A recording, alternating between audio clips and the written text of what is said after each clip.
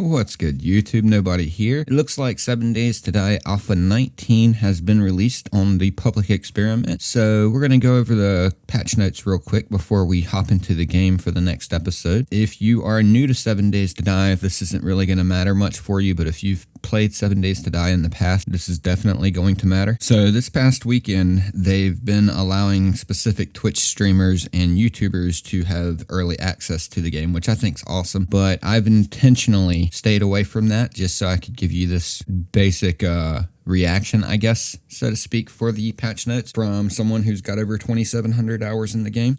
I haven't seen anything about Alpha 19 at all the entire time that it's been hyped up, so this will be a pure reaction. All right, so basically, if you want to install it, all you have to do is right-click the game in Steam, click on Properties, click your Betas tab in the drop-down menu. At the very, very bottom of the drop-down menu, you'll see Latest Experimental Available. That's what you want to click, and it'll go ahead and download for you so you can update to Alpha 19. Now, that being said, you're going to have to restart your game. So there's new pre-gen maps, so that'll save you some time instead of having to generate your own, which I'm going to actually do my own map generation today. But I recommend, if you don't want to wait forever for it to generate a map, just use the new pre-gen map. Apparently, they've done linear color space lighting, which is going to be a vast improvement to the engine. It will make the graphics look a lot better, I think. This is going to be an overall improvement to the look of the game itself. So everything is going to look a little bit more realistic now than it did before. They've apparently gotten rid of the ability to adjust gamma and change that to brightness, so it works with the new lighting system. And okay, that works. That's fine. So most of this is just looks. So basically, they've updated the entire look of the game. They have a new interactive loading screen. So they added a brand new interactive loading screen with over 20 tooltips on how to play the game from basic to advanced, which is something that I think, obviously, since I do tutorial videos, I think that this is something they should have had in there a long time ago. But that's just one of those things that games get as they get closer and closer to release, so I can't complain too much. They also did a HD screenshot background, which we'll get into that when we get in. I'll check that out and see what that looks like. They've done improved gamepad support, so it makes it a little bit better if you're using a controller. They've got a new survival system and critical injuries. This is interesting. They gutted the old ISS interactive survival system that blackened and clamped your health and stamina bars. I remember that. Okay, so that's one thing a lot of people were complaining about, and the last one is it's kind of clunky the way it worked, so they replaced it with an all-new critical system. It says all critical injuries that blacken or clamp your max health or stamina will be caused by a new critical buff on the left of the screen. These new critical buffs are clickable, taking the player directly to the player status effect. Okay, so that's cool. So they're showing you more of what caused the injuries and things like that. That's pretty cool. When you're at full health, the zombie can never cause a critical hit on the first hit, so that's good. That's really good, by the way. You can't just accidentally get one-shotted, but the more you get hit, the higher the chances are of you actually getting a critical hit. So that's pretty cool. And the lower your health is, the higher the chance. That's pretty cool. Armor reduces the chance by a flat amount, creating a buffer that enemies must overcome before they can hit you with criticals. So that's pretty cool. Your armor protects you from the critical hits until it's gone, and once it's gone, then they have a higher chance of critical hits. Some are incremental. A sprained arm makes you vulnerable to getting a broken arm. Okay, so that makes sense. Some injuries don't take kindly to being ignored. Sprinting or jumping with a broken leg will not work in your favor. This is something, broken legs and all of that, that's something that's always been a major issue in 7 Days to Die. I've always liked the idea of it. Let's see what they did with that. That's going to be kind of cool. So apparently that's not going to be good if you get a broken leg and you try to sprint or run or jump or anything like that. We'll test that out in a little while to see what that's like. So they've got new critical injuries, which are abrasions, sprained or broken arm, sprained or broken leg, deep lacerations, concussion, and infection. So abrasions are going to be the most common So abrasions are going to be the most common injury that you get, which kind of makes sense. You get scratches more often in a fight than anything, I think. They'll cause no additional problems. Let's see, you've got the sprained or broken arm, lowers your swing speed, which makes sense, and decreases your reload speed and weapon handling. So these are like debuffs that you get. Say a zombie hits your arm and it critically hits your arm. It'll hurt your arm and you can't use that arm as effectively. That's pretty cool. So sprained or broken leg basically does lower mobility and jump height. So these are things, deep lacerations, concussions, and infections. These are combat specific things. So like if you get hit in the leg, it'll slow you down. It can slow you down. Not necessarily. It's according to if it's a critical hit or not. And then sprained or broken arm, basically the same. If you get hit in the arm, it can slow you down. So using that arm, that's a really good idea. That's something that they haven't done yet. And I don't know of any game personally that has done that. That's a really good idea. I like it. And they've finally added the food and water bars under the player's belt inventory. So this will let you know where your food level's at and where your water level's at. So if you need to drink or eat, you'll be more aware. That's always been done with outside mods, which I'm glad to see that they've added that into the base. That's one thing a lot of people were wanting to see in base. Okay, so they've got new characters for when you're doing multiplayer. This is when that's going to come in handy. They reimagined many of the characters in HD. We'll look through these guys when we get inside. These are all player characters that you can play as. So they've also done Trader Jen and Trader Joel as well. They've done a lot of the oh wait, no, these aren't the player characters. These are all the zombies and stuff. So that's really cool. We're definitely going to have to look at all the new zombies and everything that are here. So it looks like they've reworked the look of all their zombies. They've got dynamic music system. So they're working with Native Darkness Productions to make the Alpha 19 dynamic music system more robust while adding a ton of new content and features. Okay, so what happens is it's all player-centric conditions such as location, biome, time of day, inside or outside of location, nearby aggressive enemies, threat level, and more to tailor to a custom movie-like experience for the player. So based on where you're at and what you're doing, the music's going to change for that. It's going to give it more of a cinematic feel. I really like that. So if you go from one biome to another, the music's going to change based off the biome that you're in. If you walk inside versus being outside, the music can change, which is really cool, and nearby aggressive enemies. So whenever anything comes up, you're going to get a warning that there's an aggressive enemy nearby by the change in the music. That's really cool. I like that idea. Okay, so it says from this dynamic music system algorithm, the system can play from the following musical groups: home day music, home night music, exploration, suspense, combat, and custom trader music for each trade. That's pretty cool. Oh, this is interesting. They've got 31,558 unique combinations of music that they can use, and they're procedurally generated. So they're using AI to do the music. That's really cool. I'm going to have to definitely pay attention to that when we get in. Yeah, I think this is going to be a major improvement to the ambience of the game. It's going to make things a little more scary, if you ask me, which is a good idea. That's what they're really aiming for in the game. Okay, so they finally smoothed out the loot progression. This is kind of interesting. Loot distribution has been smoothed out, so you do not find in-game loot too soon and have no more upgrades to look forward to. This is actually a good idea. So the thing with it before is sometimes you could find really good weapons very, very early in the game, and then you kind of felt like, meh, whatever, you know? But apparently they've made it to where you can't until you get into in-game. So the loot that you get is more suited to your player level. So it's trying to provide a smooth progression from primitive iron and steel items. This change provides a steady progression for the player and gives some incentive to craft while slowing the economy a bit early game. This is a good thing too. The economy was a little weird in the past. You could actually go pretty much in game after 1 or 2 days by running around, grabbing stuff to sell, selling some stuff off, and just buying a powerful weapon off the trader. So hopefully they fixed that out a little bit. Okay, so for those of you doing multiplayer, the loot quality for player parties is equivalent to that of the highest level player, and perk effects like Lucky Looter are not shared.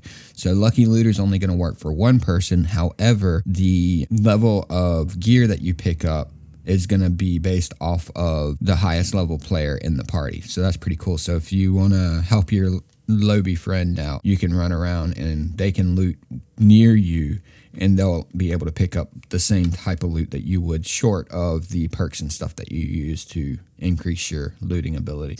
Okay, so based off of your game stage, how long you've survived and how many zombies you've killed, how many levels you've gotten, and things like that, your game stage goes up off of all that stuff. So when you die, your game stage drops. So they've got the numbers. Seems they've got tech specifically for those. So like you're only going to get primitive tools, weapons, and armor, including bow and the Blunderbuss from level 1 to 11 for game stage, which I think that might be a little weird because I think it's really slow gaining game stage in the beginning. Maybe they've tweaked the way that works, but we'll find out. And at game stage 12 to 50, you'll get tech level 1, which is iron or similar melee items and armor, and the first proper firearms like a pistol or double barrel shotgun. So basically you have to level up, you have to survive longer. I like this idea. So you're stuck in one.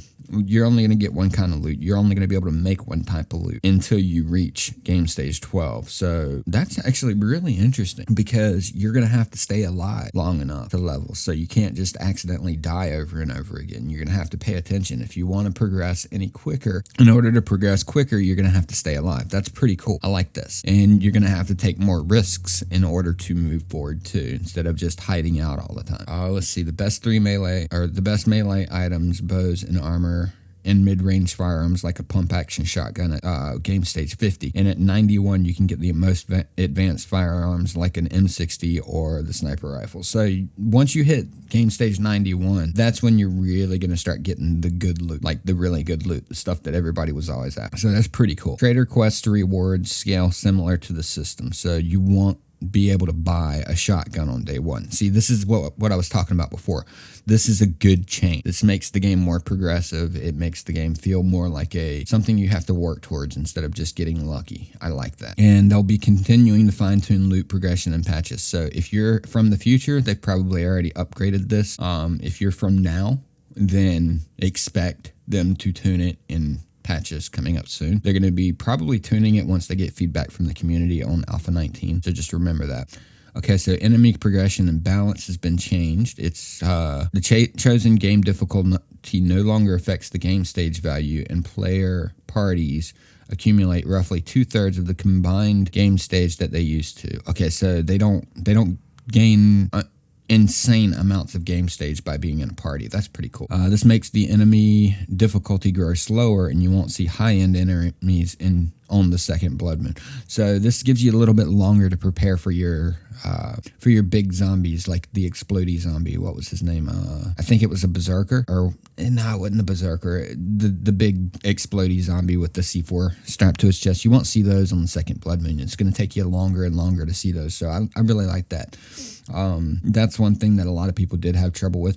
Personally, I like the heavy Blood Moon, so we're going to be cranking up the value for like the horde number and stuff like that but that's just me personally. Let's see, we've got the on-screen sprite system, which added a brand new nav objects on-screen system to help players more easily locate important items in the world, such as fetch quest containers, player backpacks, spears, and more. We're using this system on many of the harder to find important items and events in the game. So like this is going to be interesting. I'm wondering if this puts this in your map, like in your world or on your map, to where you can see it. I like the old quest markers and stuff were. If that's the case, that's going to be really cool. The new nav objects on-screen sprite system, which govern the on-screen icons, compass icons, and map icons. These functions are easily configured in the XML and allow to adding custom nav objects for entities. Oh, nice. So modders can actually come in and add their own questing stuff. So they can add quests and stuff like that. I know Fubar Prime, he used to be in control of quests, but now he's senior developer for them. So I think he's in close with the modding community too. So I think that's probably where this came from. But that's a really cool thing. So modders can now add their own little quests in the game, just like the actual quests that Fubar works so hard on. I'm going to like this. Let's see. Some of the items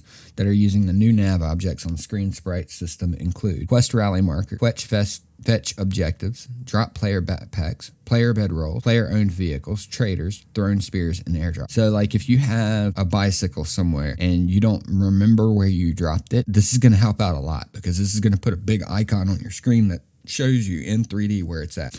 Okay, so they've done quest improvement. They've done quest sprites, which are what we were just talking about. The dig quests have been improved, displaying a projected image of a dotted... Oh, so now we don't have to actually mark out our own little circle. So this will tell you around where the thing is. It's going to put a dotted thing on or a dotted circle on your terrain. Instead of making you have to guess where it's at, it's going to show you the area that it could be in. That's pretty smart. I like that. That's something we used to always have to do with like placing blocks to figure out where the center was and all that fun stuff. So that's going to be a little bit interesting. We're definitely going to be doing some quests when we get in. They've added new trader to trader quests that guide the player to the next closest trader after complete. Ooh, so once you complete 10 quests for one trader, he's going to send you to the next trader, or she is going to send you to the next trader.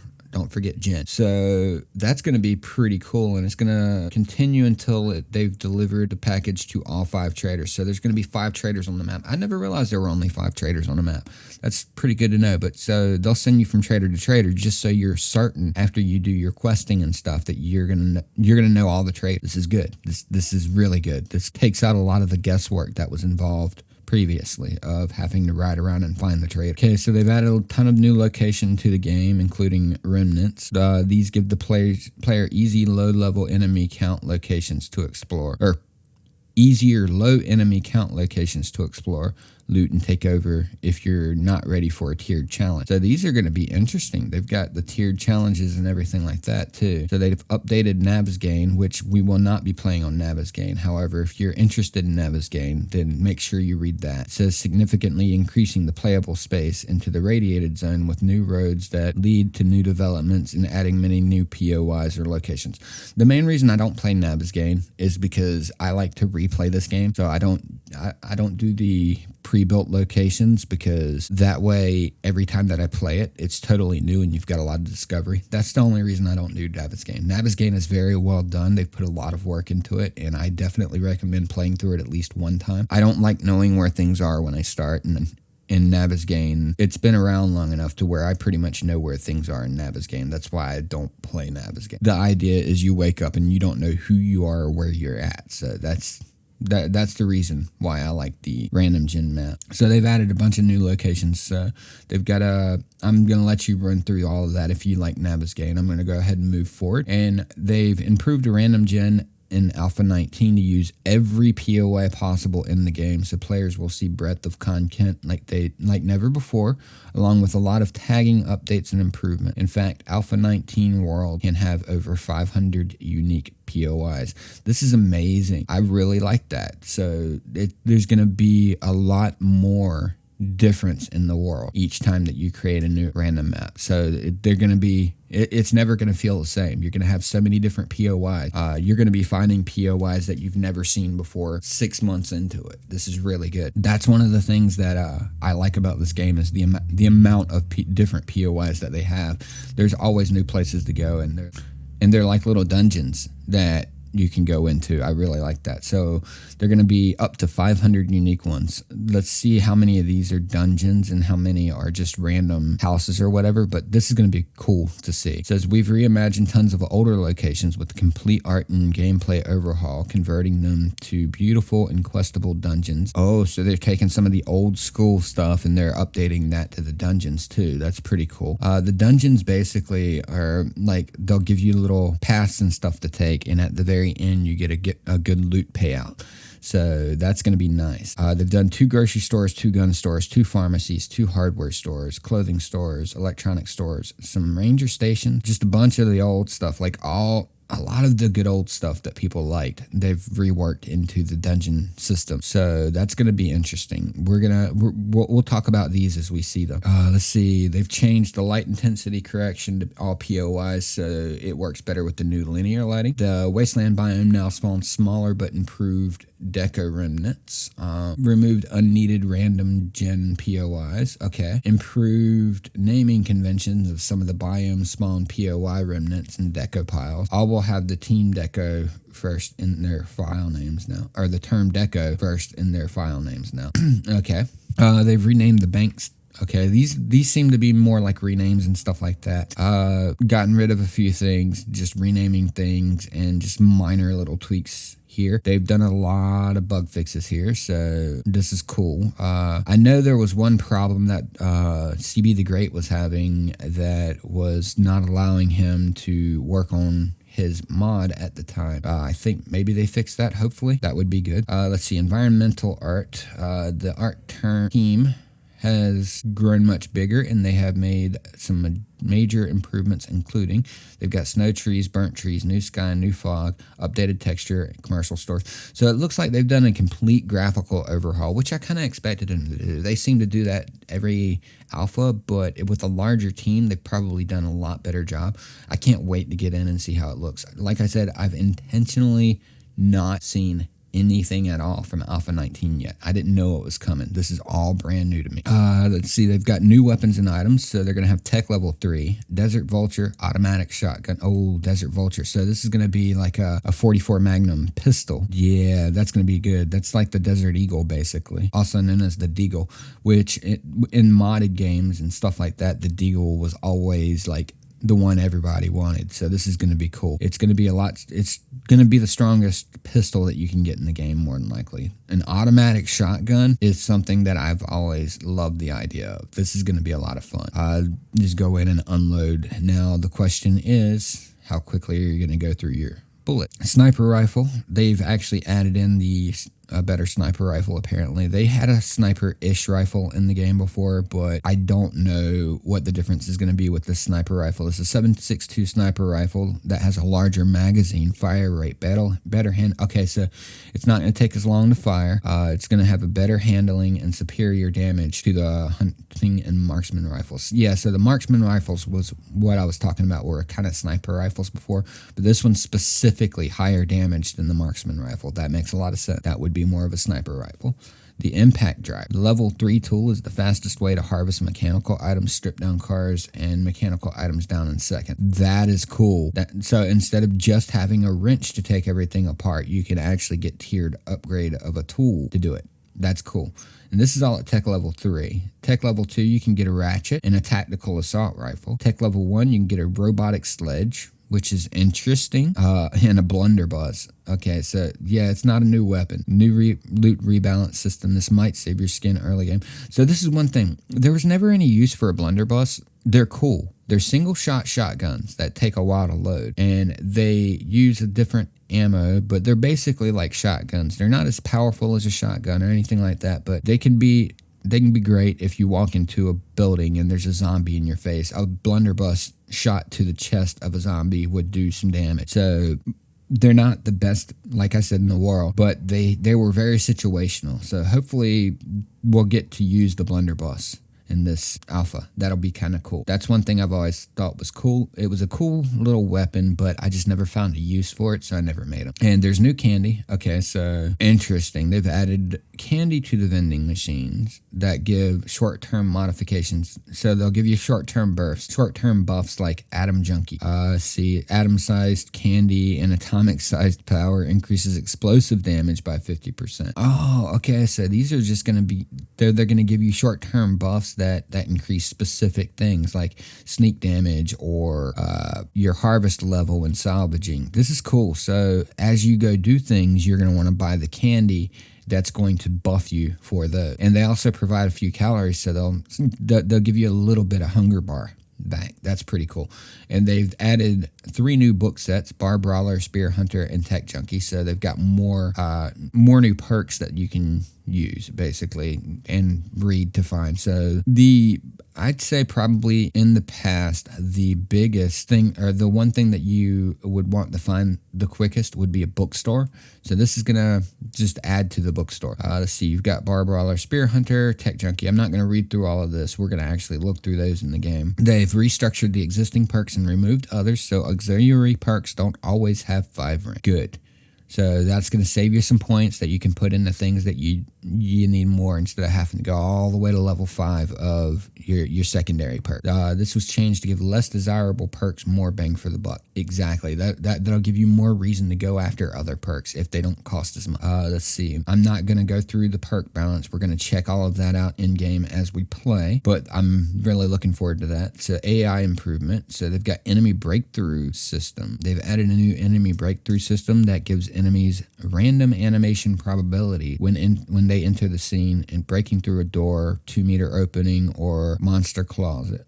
Okay, so, oh, they've got different ways that they enter the room now when they break through something. That's going to be cool. So it's going to add more variety to the game and make it more realistic. Instead of the zombies doing the same thing all the time and being predictable, they're adding a randomization to their animations as they do these things, so you can't always predict exactly how they're going to be. That's going to be pretty cool. I like that. Enemy fall down system, so they've got the ragdoll, they've got stubble. I think this should be stumble. Yeah, I think this is stumble after, but not stubble. Okay, so lunge boost entrance, so they can lunge toward. Ooh, this is going to be interesting. So you never know. This is when they fall from heights of 2 or more meters. Okay, so basically however they spawn in, where they spawn in, and things like that are going to matter, and they're going to have different animations and things happening, and they're going to react different ways based off of what their animation is. That's going to be pretty cool. They've got enemy pain stun lock. AI pain resistance has been improved. It still builds up over time, but it's been adjusted to be harder to stun lock enemies. So you can still stun lock. This is cool, but it's going to be harder to do it. So zombies do feel pain, obviously, in this one, so you can make it to where you build it for a very, very large health mob that takes forever to kill. You can actually get them into a stun lock before it's over with, but it takes longer to do so. So that's pretty cool. Different strengths and durations of pain are shown. They've got a hit blending system. This is going to be interesting. I want to see how this works. Head track. They've added head tracking to zombie. Ooh, this is interesting. They're going to turn their heads to look at their target. So if you're playing multiplayer and you've got somebody beside you and the zombie's not looking at you, just start shooting. They're not after you. They're after the other person. That's going to be pretty cool. That's pretty interesting. I've never thought about them adding something like that. It's a nice little bit of realism there. I like it.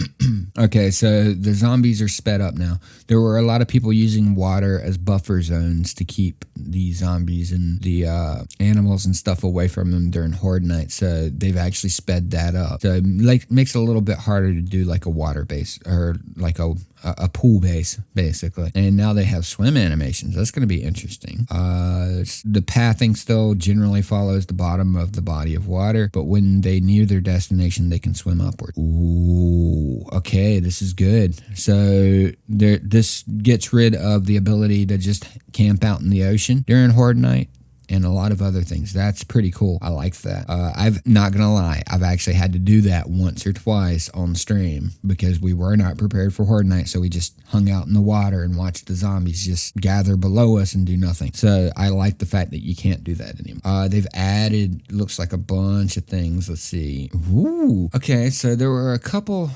bases that you could build back in Alpha 18. We found one of them, like a door base, basically, that would keep the zombies from reaching you. So they would just clamp up, or they would just clump up at the bottom, and you had to attack them from up top. But what they've done is when they target above or unreachable side, they can increase the zombie or the nearby zombie's destroy area chance. So if you're getting the big boys that explode and things like that, then like say a cop zombie or something like that, I'm not sure how that's going to work, if it's just the chance or if it's the area. We're gonna have to look into that. Let's see. All partial path picking may choose lower paths if lower AI intelligence and less dumb AI will pick higher paths over time. Wait.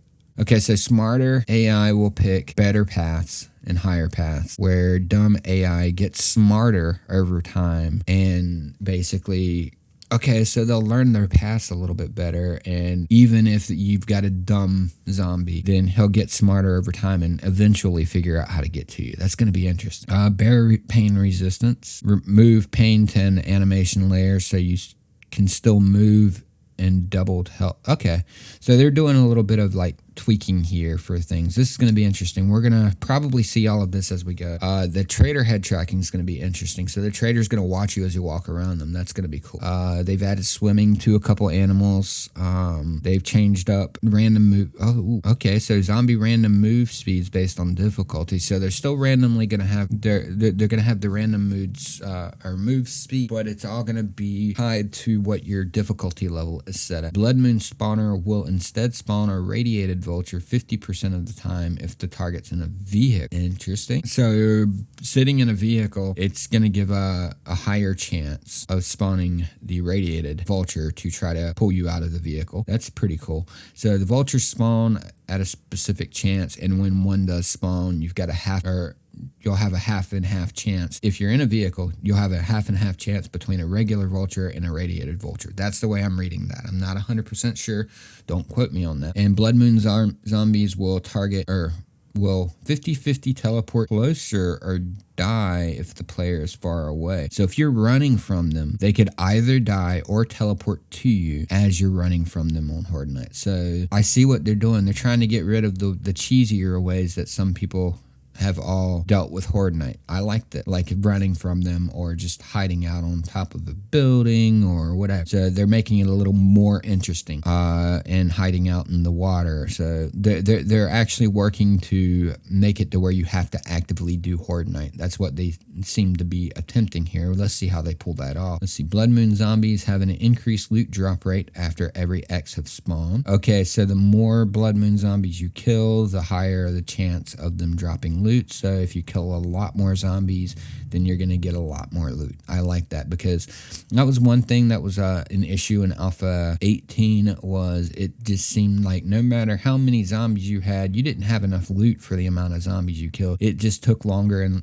like it took so long to get a piece of loot to drop from a zombie that it was kind of funny. And to me, Horde Night should be loot-tastic, and that's basically what they've done. They've increased the loot drop rate after every X have spawned. So every time that they hit a certain number of zombies on Blood Moon, then it's going to increase the loot drop rate each time that they hit that number. So I like that.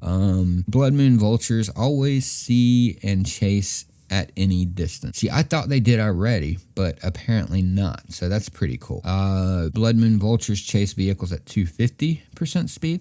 So yeah, the Blood Moon vultures are what you're going to have to worry about if you want to ride around in a vehicle. Vultures can now attack blocks when chasing their prey. That's going to be interesting. Sleeper pose material and low res okay. Zombie rage change scales based on hit damage. So the heavier or harder you hit them, the more rage they can get.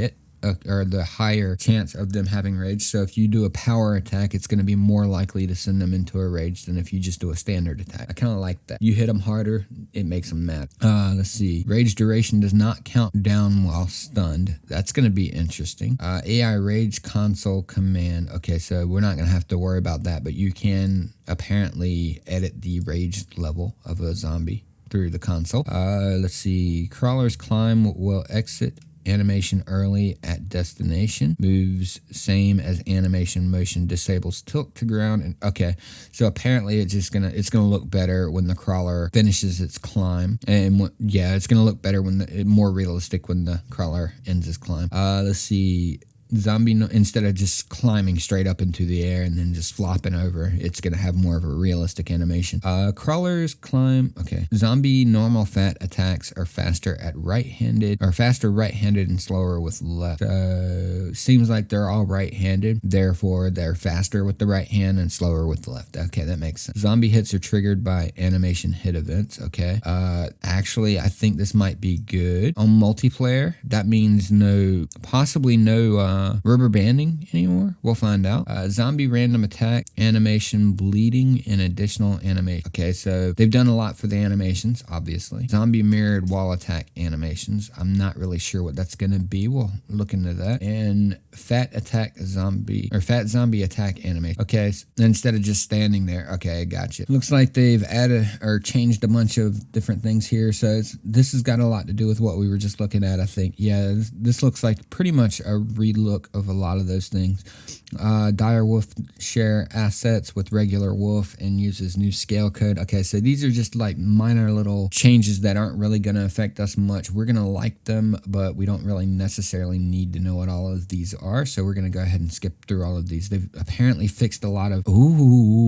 This right here, they're doing a lot of balance changes here to make it more interesting and just less easy to cheese. I like.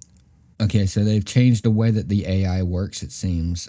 They've changed a lot of little things here and there, so that's pretty good. Random gen improvements. Okay, biome generation. They've made biomes random in placement and size to allow for less predictable layouts. That's good. Trader wall placement was separated from regular wilderness POI placements, so it could be made more predictable. Okay, so that's a good thing. That was one thing that was a little too unpredictable, is where the traders would be, because they wouldn't. You couldn't figure out, okay, well, they're going to be within a certain range of the town or whatever. You could find one out in the middle of nowhere, basically. So what they're doing is just making it a little more predictable for the trader. It would make sense that the traders would want to be where they can be found. Player spawns were changed to make starting out easier for new players. Okay, this will be good. You don't get dropped in the middle of a city or something like that. If you do, it's going to be a safer area. POI distribution, they've improved random gen to use in every POI possible in the game, so players will see the breadth of content like never before. Random worlds can now have over 500 unique POIs that can spawn. That's really good. I'm looking forward to that. They've also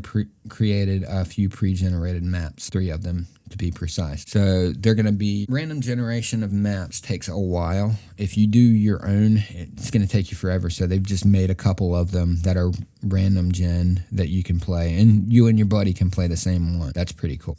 Okay, so they've added rigs and content created for support on new weapons and tools, including impact driver. Okay, so these are just animation improvements that they've done. We're going to definitely see all of those when we get in. Dynamic resolution system that allows the... Ooh, so they're doing things to increase the FPS by using dynamic resolution. So things that are in focus can be more in focus, and things that are less in focus can be lower resolution and things like that. That's pretty cool. I've always liked when games do that. It actually really severely increases your performance of your video card. So this will be nice to see. Hopefully it's being implemented well. This is something that a lot of VR does in order to get a better picture of VR in VR. So hopefully it's going to work well with the game. We'll see how that works. I'll probably run it at full resolution myself because I've always had decent FPS in this game. However, I will definitely check it out to see if you can even notice the difference. If you can't notice the difference, it's going to be amazing, and I don't see any reason not to use it. If you do notice the difference, though, it may be better to run at full resolution if your computer can handle it. So we'll get into that and look in to see how that works. It's disabled by default, but you can enable it in the display tab of video options. So you can have it off auto to where it'll change resolution based on your FPS. As your FPS drops, then it'll automatically cut on, or you can scale it and play around with it to get it to what you want. So if you try to hit specific FPS like 60, so it would be great if I got 60 FPS, especially if I recorded in 60 and then dropped down to 30. That would be great, because that way we could do some slow motion and stuff like that. But that's all stuff that it's really up to what you're looking for to hit your FPS. It can actually automatically try to attain that specific FPS, which I like. Let's see how well they implemented that. Let's see, dynamic resolution minimum FPS. When mode is auto and running below that FPS value, it will decrease the third resolution. Interesting. And dynamic resolution scale, the percentage to scale down the third rendering when mode is scale. So you can pretty much set it down to where it goes down to like a pixel an inch, more than likely, in the third rendering zone. So there's going to be a main rendering zone that's going to render at whatever your resolution set at. There's going to be a secondary that's going to be a little bit less, and then there's going to be a third that is going to be a lot blurrier. It's just the further away from where your eyes should be, basically. That's going to make it a little bit harder to catch things that are in the distance, though, like things catching your eyes quickly and easily. That's going to be all personal choice for each individual player, however you like to play it, what looks better to you. Lowering your screen resolution will only increase FPS if your video card is the bottleneck. If your my CPU is definitely not the bottleneck, so this might actually increase my performance. I'll look into it. I'm running a 1080 with a AMD 3950X. So yeah, my bottleneck would be my GPU. So this will actually work on my computer. This will allow me to increase my FPS. So if you've got a lower end graphics card than your CPU is, then chances are this will help you. They've done a bunch of stuff to the vehicles. Vehicle collision with enemies, use their mass ratio. Okay, so they've done a little bit better ragdoll calculations and stuff like that. Let's see, vehicle collisions with entities during Blood Moon shows vehicle and it's harder to ragdoll, so it slows the. Okay, so it's harder to just plow through all of the zombies on Blood Moon. That's pretty cool. So Blood Moon, they're becoming a little more resilient, basically. Ooh, they can actually move the vehicle on their own and things like that. That's going to be kind of interesting. Cosmetic slot that accepts dye, so you can color. Okay, so it's going to be used for some modding in the future. It's not functional at the moment. However, they've got the cosmetic slots that will accept dye. So hopefully with modding, or maybe in a future patch, they're going to allow you to color your vehicles instead of just using the same color for all the vehicles. That's pretty cool. I like that idea. Players exiting vehicles retain most velocity. So if you jump out at full speed, you're going to jump out at full speed. That's pretty cool. Vehicles keep full velocity when driver exits and no wheel on ground. So as long as they're in the air, if you jump out, they're going to keep moving with you. This is a good change. This is a very good change. So like if you accidentally jump off of a cliff and you're about to hit the water, you used to be able to jump out of the vehicle and basically have the vehicle drop straight down and not hit the water. This is going to make the vehicle go with you to the water. That's pretty cool. I like that. Vehicle driving increases food consumption. Interesting. I guess it's more of an agility thing. I think the bicycles and stuff definitely, but I don't know about certain vehicles. Like, well, the gyrocopter, you have to... Yeah, okay, I see that. That makes sense because all the vehicles are actually going to physically strain you. Okay, so they've done some changes for like the way things ragdoll and the way that the vehicle engine would not stop if broken. So they've made the vehicles a little bit more realistic. These are more like bug fixes than anything. Just make it more realistic. Okay, so we're not going to have to worry about the server administration and multiplayer stuff. They've changed some in-game commands. They've added some modding support since we're not going to be modding the game, so to speak. We might pick up a mod to play later. However, we're not going to be the ones modding it, so we're not worried about any of that. Level editor, I'm not worried about. UI improvements are going to be nice. Let's see. Map pop-up for creating waypoints can now be dismissed by clicking on the map. Okay, that's cool. That's a nice change. Used to, you had to hit enter before or escape to get out of it instead of just clicking on the map. Now you can just click on the map to get out of it. UI scaling option, refresh button to the server browser. Okay, so that's actually a change that I didn't even realize they needed to do, but I'm glad they did. Let's see. Added support to paste. Okay. So a lot of this is like just your in-game stuff, and it seems to be focused more around the server stuff so far. Okay, so it's warning you now if you're on a different version of the game than where your world was created. So it could say that the prefab list could contain outdated entries, so that it warns you ahead of time that you might be missing things if you update your game and then load into an old game. Okay, that makes sense. Let's see. Scoreboard admin star can no longer get covered by player names. Okay, I didn't realize you could do that, but okay, that works. So for players with long names, it's not gonna mess with your scoreboard, basically. Let's see. The last letter of some tooltips was below the tip bot. Okay, so they've just basically fixed a couple little minor glitches that were in the UI, so that's cool. Audio improvements. They've got all new weapons have supported audio, lockpick sounds, and they did a new voiceover for Trader Jen. All right, so she's no longer the guy. Maybe. We'll find out. Other visual improvements. Cloud moon glow and darkening at lower heights. So they've done a lot of visual improvements on this. This is going to be interesting. Analytics and telemetry. Okay, so they started picking up a little bit of data about players and stuff like that, so they can see how fast the players are leveling. See, this all makes sense. This stuff right here is data that you want them to have. So before you start going and complaining, anyone wants to complain about the data that they're getting. This is all stuff that's going to make the game better for you. If they know how your game is running, if they know how you're earning XP, if they know how you're dying, how you're killing people or other things, how quickly you're leveling, and what your loot progression is at specific points, they can tailor the game better to make it a better experience. Absolutely agree with all the data they're capturing. See, they're not taking your IP addresses, names, Steam usernames, device names, or anything that can be used to identify you. So this is going to be all anonymous data. They don't want to know who it is. They just want to know how many people are doing what. So they're not capturing any of this stuff. So that's really good. These are incremental patches, apparently. So we're not going to go through all of the incremental stuff as we go through. Once they get the official release up, then we'll go through all of that, because there's just so much here that they've done. So if you want to read through all of that, feel free, but that is a wall of text I'm not putting in video.